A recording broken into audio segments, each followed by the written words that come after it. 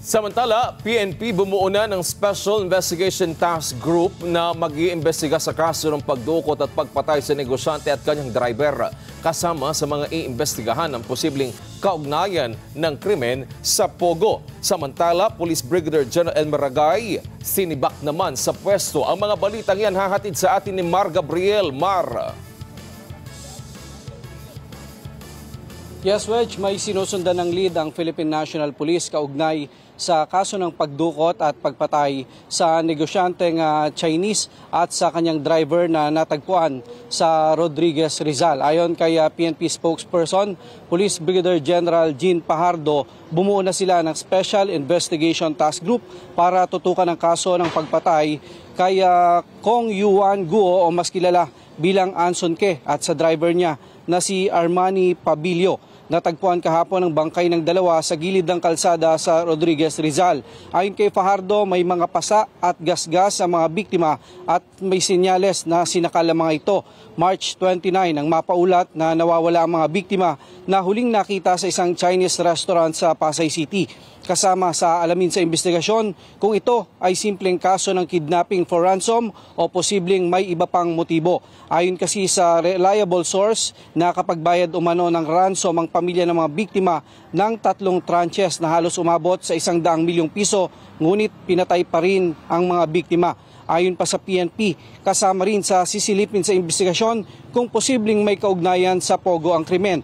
Nagsasagawa na ngayon ang backtracking investigation ng mga pulis sa mga posibleng dinaanan ng mga sospek upang mabuo ang kwento. Ayon kay Pajardo, kasama rin sa titingnan nila ang pagkakasangkot ng isang grupo na dati nang nadawit sa mga kaso ng kidnapping. Nitong Martes, una nang natagpuan ng mga tauhan ng Highway Patrol Group ang isang sasakyan na sinasabing pag-aari ng mga biktima na inabandona naman sa tabing kalsada sa Barangay Bahay Toro sa Project 6 sa Quezon City. Ayon sa PNP, malaki ang may tutulong nito sa investigasyon upang mapagdugtong-dugtong ang kwento ng pagdukot hanggang sa pagpatay sa mga biktima.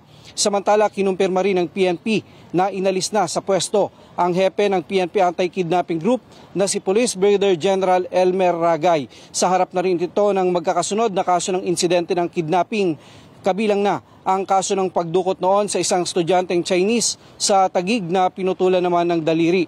Ayon kay Fajardo, hindi kontento si PNP Chief General Romel Francisco Marbil sa trabaho ni Ragay, kaya minabuti niyang palitan na ito sa pwesto. Itinalaga bilang kapalit ni Ragay sa AKG si Police Colonel David Poclay. Sa harap ng insidente, tiniyak naman ng PNP na tututukan nila ang kaso hanggang sa maaresto at mapanagot ang mga sospek. Pinawi rin ng PNP ang pangamba ng Chinese community matapos ang magkakasunod na kaso ng kidnapping. Ayon sa PNP, pinaigting na nila ang kanilang intelligence gathering upang mapigilan ang ganitong mga insidente. Wedge.